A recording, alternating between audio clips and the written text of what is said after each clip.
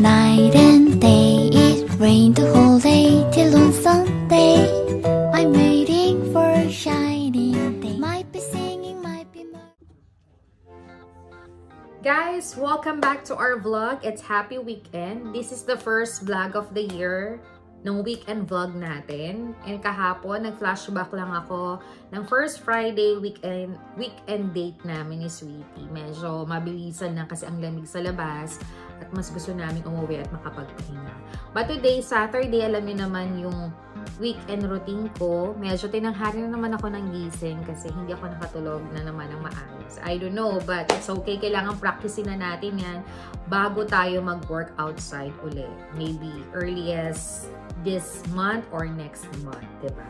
So, ngayong Saturday, ang routine lang talaga namin, si Sweetie na ang nagluto ng aming lunch or tinawag na naming brunch kasi tanghaling na kaming gumising. Dahil nga si Sweetie ay pagod din sa office niya sa work, so nagpahinga din siya and ngayon nagre-relax siya, nunod lang siya ng TV. So, ngayon hindi pa namin masyado, or last week na ayos ko na rin yung bahay, pero may mga ilan akong trabaho at business na tinatapos. So, talagang hindi ko sila na full natatapos. But this Saturday and Sunday, bukas naman ay magsisimba lang kami. And we're planning to have another date for weekend, diba? So, medyo tipi-tipi din naman tayo, no? Bawi-bawi muna tayo. So, ngayon ay planning to clean yung bahay namin at saka maglagay na ng curtain, ayusin na yung salas, itong kusina. But medyo magulo pa yung ibang part kasi nga nagpapack ako ng mga business kong pasabay order at saka yung mga on-hand na ilalagay ko sa tindahan namin sa Pilipinas. Alam mo naman, we're so very happy kasi talagang mabenta kami. So, inuna ko muna ang aking collections. Alam niyo naman, ito yung mga babies collections ko. Kaya naman po nakapagsimula tayo ng Happy Home by Dance Collections. And for sure, sa Pilipinas, maglalagay din ako. And coming soon na dito sa Amerika, yung mga business natin. Abangan niyo yan. This year yan. Utay-utay lang dahil medyo busy pa tayo. But, ayan na nga, umpisahan ko na. Nalinis ko na siya. Napalitan ko na siya ng pamahiran. At dahil nga po ngayong year na to, my color is blue. Kahit ika-third ko siya or second ko siyang favorite na color. Nung wedding ko, si Sisi Joanne, ang one of my BFF from Dubai, ang nagsuot ng kulay blue. Ito, insert ko siya. Ayan. So, lahat ng mga favorite colors ko, sinuot nila. Kaya I'm so very happy. At ang gaganda naman nila, kaya bagay na bagay sa kanila. So, this one, ayan. So, nalinis ko na lahat yan. Tsaka yung iba naming mga merienda at matamis na nagpadala sa amin sa Pilipinas, sa aming mga pamilya. Nilagay ko na dyan tsaka yung mga ilang binili namin. Siyempre, yung coffee ko, hindi mawawala. I miss Mama kasi every morning kami ni Mama ang nagbe-breakfast or pinipreparean ko siya ng breakfast at nagko-coffee kami. But maybe soon, nandito na ulit si Mama. I miss si Ma. Ayan. So, ayan, naayos ko na siya, na-organize ko na dahil wala namang okasyon, even though nagkakaroon ng occasion sa Amerika, tuwing November and Christmas lang talaga ako nang de-decorate ng aking collections. Sabi nga ng aking BFF na sila Orny, akala niya tindahan ito. Hindi naman. Actually, hindi naman madalas kami nagkakaroon ng bisita. And this day, hindi talaga ako nagpapabisita sa bahay. So, sabi niya, ang dami mong collections. Pero it's okay kasi yung iba naman plano ko nang ipadala sa Pilipinas kasi nag-organize nga kami. And, syempre, malay mo, paglipat namin ng bagong bahay, ay may sarili na kaming ganito. So, kapag nagkabisita, madali, may mga gamit na. Kasi first time din naman namin sa Amerika mag-build ng mga gamit namin. So, for me, it's okay. So, ayan, halo-halo yan. Meron yan Target, Walmart, IKEA. Meron yung mga Korean collections, may home collection, TJ Maxx, Marshall. Halo-halo na yan. I'm so very happy and thankful kasi nakolekta ko yung mga gusto ko. And syempre, gift yung iba ng asawa ko, yung iba naman gift sa amin. And yung stand, tinupad ng asawa ko, binilhan niya ako sa IKEA. Kaya I'm so very lucky girl. Ayan. So, ayan na, nalinis ko na siya. Talagang nililinis ko siya kahit wala ditong langgam, langaw, whatever. At kahit nakasara kami kasi winter, taglamig dito sa Amerika, ay nagagabukan pa rin siya. So, time to time, sa isang linggo, may 2 times talagang nililinis ko siya. Hindi ko naman tinatanggal, pinupunasan ko na, lalo a part of my coffee and yung mga pagkain. Importante yan. Kasi, syempre, hindi naman tayo kailangan maging kampante. Time to time, we need to see na maging malinis yung kapaligiran natin para mga layo din tayo sa mga sakit. So, Yan yung first kong ginawa this Saturday. Pagkagising ko. And susunod na ako doon sa aming salas kasi tatanggalin na namin yung Christmas tree. Wala na namang Christmas decor. But actually, nakapagpunas na ako doon. So magbabacuum na lang ako and konting punas. And yung bintana namin, pupunasan namin kasi may bago akong curtain. Hindi kasi ako madalas nagtatabi ng curtain kasi yung iba, binibenta ko na kasi wala kaming stock room. Yung iba naman, kinukuha ni Mami, total bago pa naman, nilalabhan na lang, tapos nilalagay sa mga bawat kwarto namin sa Pilipinas. So, hindi na kailangan na gumasto. So, yun naman, tapos na tayo dito in my port. Ayan. Yan ang aming, kasi pakita ko sa inyo yung collections ko.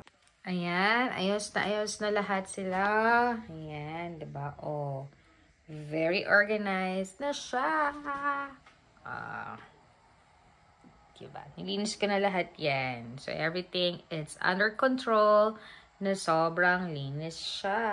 Ayan, malinis na siya. So, susundin ko na yung bintana para malinis ko na siya at makabit na ni Sweetie yung mga cortina. Kasi bumili lang kami ng medyo okay na cortina kasi lahat ngayon naka-sale. So, tama-tama, kinuha ko yung dark blue kasi kino-combine ko yun sa mga pillow namin dito para hindi na tayo gumagastos. Mix and match na lang. E nag-iisip ako nung ilalagay dun sa center table namin sa salas kasi yung gold na ginagamit ko ay binigay ko na kay Mami. Papadala ko sa cargo para naman yun naman yung ide-decorate namin sa Pinas para hindi na kami nabili. Kasi mga ilang display, tinanggal ko na nga, inuutay-utay ko na halos hindi ko rin masyadong nagawa nung Pasko dahil sobrang busy. So this year, pinapangako ko na half of the house matatapos siya. Kaya konting tipid, konting ipon para lahat i-manifest na matapos yan. Wala namang imposible. Wala namang imposibleng mangarap. Basta pagtrabahuhan mo, for sure matutupad yan. At kung para sa'yo talagang ibibigay yan. So you have to work hard. So, yun lang. And then, magkukulay na ako ng hair. Parang gusto ko yung magkulay ng hair. Ang bilis mamuti ng hair ko, but it's okay. At hindi pa ako maglilinis ng bathroom ngayon. Mga ilang araw pa kasi mag-grocery pa kami uli ng mga ilalagay. But meron pa namang stock. Pero mag-stock na rin kami. Tapos, yung room naman namin, natapos ko na rin. Napalitan na ng bedsheet, na vacuum na, napunasan na. Konting linis na lang yung next week. At yung mga iba, kailangan ko nang ipack this week para katapusan. Mapadala na sa Pinas at March matanggap na nila. So, yun. Magta-third box na tayo. Kaya napakabilis. Kaya thank you so much sa mga customers ko. So, guys, yun lang naman yung mga nangyari sa amin this week. Pero, syempre, updated ko kayo. Hindi ko alam, my vlog will be today and after tomorrow para malaman ninyo yung mga first weekend talaga namin dito sa Amerika. Kung ano mga pinagagawa mo. But, syempre, ako, mas gusto ko talagang sa bahay pag hindi ako nagbi-business o nagkatrabaho or kinukumuha si Ate Tambe. Ngayon si Ate Tambe at Sunday, nag-church siya ngayon at choir siya. Sina Mami at Daddy okay naman. I think later tatawag kami sa mother-in-law ko and some of my friends nakachika ko na sila. So okay na sa akin yun na maglinis ng bahay kasi ito talaga sa isang hobby ko na ginagawa na nare-relax ako lalo na nakapagpahinga na ako. So see you guys later!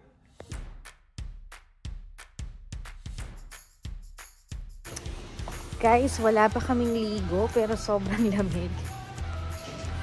Lumabas kami ni Sweetie kasi bibili kami ng pagkain at saka water namin. So, yan yung paligid ng aming tahanan. Total, alam niyo na naman at napapanood niyo sa mga previous vlog ko.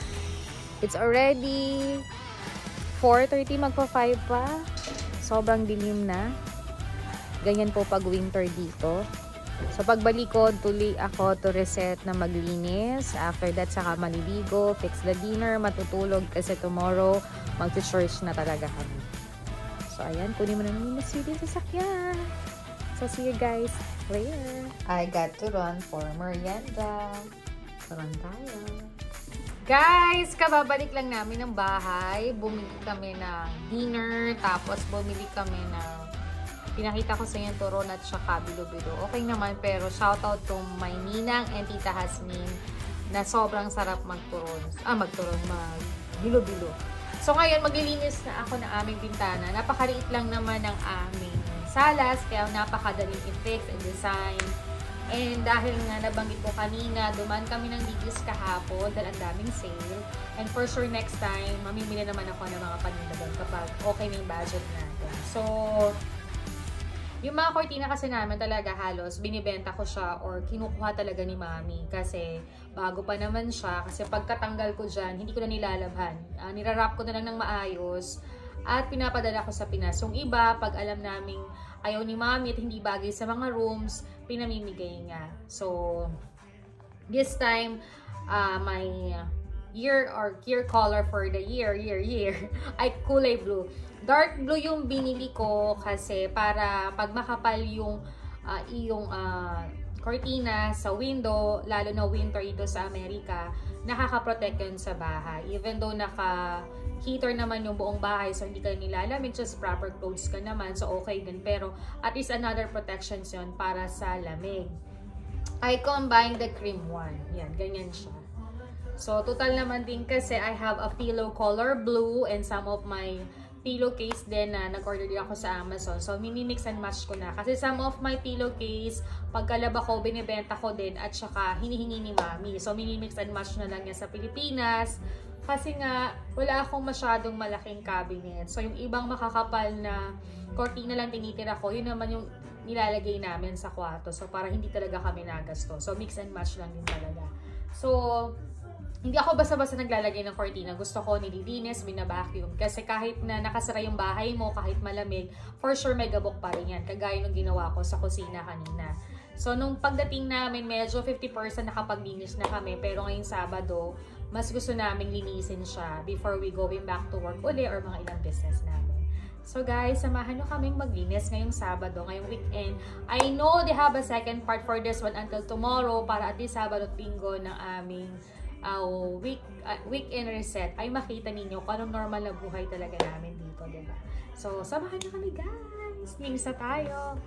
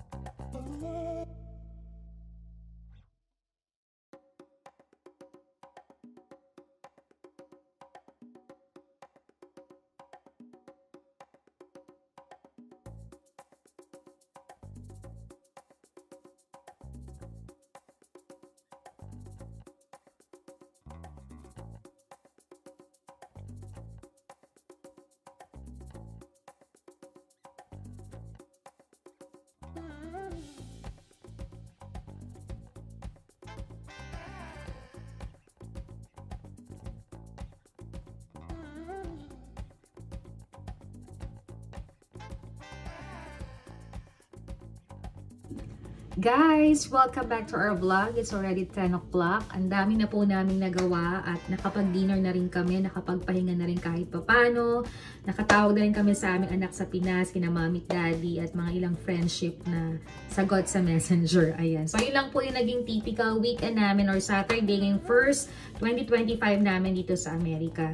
Gusto ko sana talaga itong i-save kasi ayoko na rin masyadong mag-save ng mga ganitong memories kasi ayoko nang paulit-ulit na rin yung mga napapakita ko sa vlog kasi syempre may mga nanonood din sa atin at may mga gusto rin makakuha ng ideas. Hindi man tayo sikat na vlogger pero nakakatuwa kasi yung vlog ko kahapon na Christmas haul, syempre hindi ka naman sikat na vlogger pero proud ka kapag nakakalampas ka na ng 1,000 ang nanonood sa'yo or may 2 or 3 nagko-comments or nag-like. Very proud ka sa sarili mo na na-edit mo siya ng maayos, na-isave mo siya na hindi lang para sa sarili mo kaya gusto mong isave yung vlog mo. Kung hindi, may nanonood na rin. So nakakatuwa kasi ngayong 2025, kahit ang dami kong vlog, hindi naman ako nag-expect ng bongga, syempre.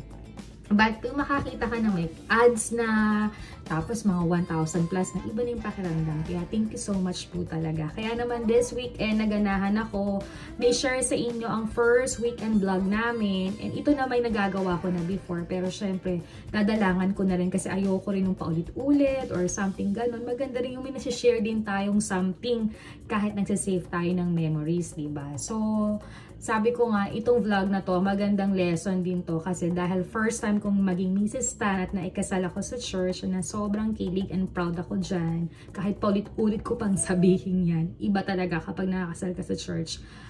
Alam niyo na mga babaeng na ikakasal sa church. Ayan. So, natuwa ako kasi this is the first week na kahit bumalik kayo sa trabaho, busy kayo, tas may business pa kayo, kahit di naman ganun kalalaki. Syempre, busy pa rin yung utak pa rin yung gumagalaw dun. Syempre, pag weekend gusto mo mahinga, matulog, para makabawi sa mga susunod na linggo na bakbakan na naman ng trabaho, diba? But, I'm so very proud and happy sa mga asawa na nating nasa ibang bansa or kahit wala sa ibang bansa. For me, like my dad, sobrang model yung daddy ko na nagkatrabaho na siya, pero every weekends namamalengke pa yan, nagluluto pa yan, namamalan siya pa yan, at pinaglalaba pa kami yan ng mami ko. Yan yung mga natatandaan ko nung bata ako. Kaya naman para sa akin is, naging model ko siya na pagdating ng panahon, sana makahanap ako ng lalaking ganun at pinagpapray ko yun. Wala naman laging perfect at magandang relasyon talaga, no? Lalo na sa panahong ito. Pero pag pinagdadasal mo at alam mo namang mabuti ka din, eh talaga naman pinagpapala ka at nabibless ka. So for me, I'm so very happy and lucky kasi yung partner ko rin naman, even though pagod siya for 1 week sa office, kaharap niya ang telepono, computer, nagko-compute siya, may mga kausap siya, pero kapag nakapagpahinga na siya, good thing na you have good communications na magawa yung dapat yung gawin in the rest of our day. Sabi nga nung aking mga sister-in-law, na may kanya-kanya silang time of bonding. So, tamad kaming lumabas kasi malamig nga ito sa Amerika, even though walang snow. Pero nakakatamad lumabas kasi nakatamad naka-jacket. Dito nga sa bahay, kahit na may heater, mainit na, ang hirap pa rin kumilos. So, for us, we're very happy na ito nagiging bonding namin, na naglilinis kami, na hindi ko siya kailangan pilitin kusa ng ginagawa na magtatapon ng basura, they prepare the breakfast, they prepare the lunch. Give and take naman, diba? Huwag din tayo maging abuso mga babae kahit gano'n ang mga asawa natin, diba? So, natutuwa ako kasi hindi siya yung typical na kapag pinagwalis mo, pinag-vacuum mo, or pinagpunas mo, or pinaglagay mo ng kortina ay bababa ang pagkalalaki niya. So, hindi. For almost a year ko rin nandito sa Amerika, hindi ako nabigo kasi naging maganan lahat kasi ka-partner ko talaga siya doon. Na hindi mo kailangang utusan or mag-away para gawin yun. Hindi. Typical na ginagawa niya. Siguro dahil na-practice din niyang mag-isa siya sa ibang bansa, kagaya ko, I'm starting working in abroad, sa Dubai at sa Thailand. So, alam ko yung typical na kailangan mo magluto, maglinis. So, train ka na. So, siguro, naging match kami sa pamamagitan doon. Dinagdagan lang namin ng good communications para magawa namin yun. Hindi ko naman sinasabing sobrang perfect kami. Siyempre, andiyan pa yung away, tampuan. Pero, diba, if you're doing mature na pag-uusapan niya ng maayos. At wala naman kaming basing ganun, diba? So, I'm so happy na share ko sa inyo in 2025 in my first weekend na ang bonding namin ay maglinis. So, I'm really proud to my husband, to Sweetie Dingo, ayan, na talagang pag sinabi mong ganito, ginagawa niya, kusa-kusa, walang simasimangot. So, Siya din naman talaga, I always tell to the vlog na siya ang naglilista ng aming pamalengke, grocery. Hindi lang siya nagtatrabaho. In other hand, sa bahay, ay may mga extra effort pa rin siya at tinatrabaho dito. So, I think yung iba, sabi ng iba, madalang na daw yung ganon. So, napakaswerte kapag may mga ganon kayo na pangasawa, naging boyfriend or ka-live-in na nakakasama kasi extra bonus na yun na talagang todo mahal nila kayo kasi otherwise nag-e-effort sila. So for me, the lessons na ibibigay ko sa araw na to sa aming vlog on Saturday is talagang make it proud with them. Bigyan din natin sila ng palakpak kasi talagang halos konti na yung ganyan, 'di ba? Kasi nung unang panahon talaga, ang babae naglalaba, nagluluto, or talagang tayo ang ina ng tahanan. But this day, dahil nakakapagtrabaho na tayo, nag-aaral, nag-explore tayo, kailangan lahat may katuwang tayo kasi napapagod din tayo at tao lang din tayo. Wala naman talagang perfect. But for me, for almost a year ko ito sa Amerika, I'm really so proud of my husband. Pinaparating ko sa kanya na talagang hindi lang financial or physically nagagawa niya sa akin, kundi may mga other things of activities na hindi ko na kailangang i-ask kasi kusa ng ginagawa. So, maging proud tayo. Kaya kanina, hindi naman siya naiilang na i-video ko kasi sanay na rin siya sumama sa vlog ko. So, ipinapakita ko lang na talagang hindi dapat, alam mo yun, kabawasan sa pagkalalaki ngayon. Yung tumutulong at nagmamalasakit kayo sa partner nyo kasi sobrang kilig and happy sa amin yun. Yun lang. Yun lang yung masishare ko kasi this is the first time na bumalik kaming mag-asawa at kinasal talaga sa simbahan. Even though we nakasal kami civil wedding, syempre iba pa rin yun, diba? Hindi naman nagbago, pero mas nadagdagan ng kakaiba. Tama si Father na kapag nakasal ka sa church, marami ka pa rin madidiscover kasi every day, every month, every hour, may pagbabago. Hindi ka palaging yun ka lang eh. Kasi lumalabas ka din, may nakakahalubilo ka rin, may nachichismis ka din. So, pati yung attitude mo sometimes naapektuhan. So, it depends or you have good communications and love and foundations sa inyong dalawa. So, for me, thank you so much, sweetie. Ayan, I had good Saturday. Kahit di pa ako ligo, kahit ligo na siya, nagpapahinga na siya, nanonood siya ng TV. So, nire-respect ko naman siya kasi me time na ngayon. So, it's okay. Ako naman ay tapos ng maglinis, maliligo na rin ako. I have to go to sleep kasi tomorrow we plan to go to church as early para makauwi, makapagpahinga kasi another day is back to work. Yun naman yung gawain natin kapag nasa ibang bansa tayo. So, yun lang yung typical Saturday namin. Na-share ko lang at na-save ko lang as one of my digital diary and good memories na kalma lang tayo, diba? We're so very happy na hindi sila naghahanap ng ibang way, lalo dito sa Amerika kung wala naman kayo mga common friends kasi mga busy din and talagang ini-schedule dito yung mga labasan, get together, and sometimes sa labas talaga nakain, hindi sa bahay, hindi sila sanay sa ganon. So for us, dahil dadalwa lang kami, mini-maintain talaga namin yung good communications para alam mo yun, nandun pa rin yung slight na happiness namin kahit dalawa lang kami.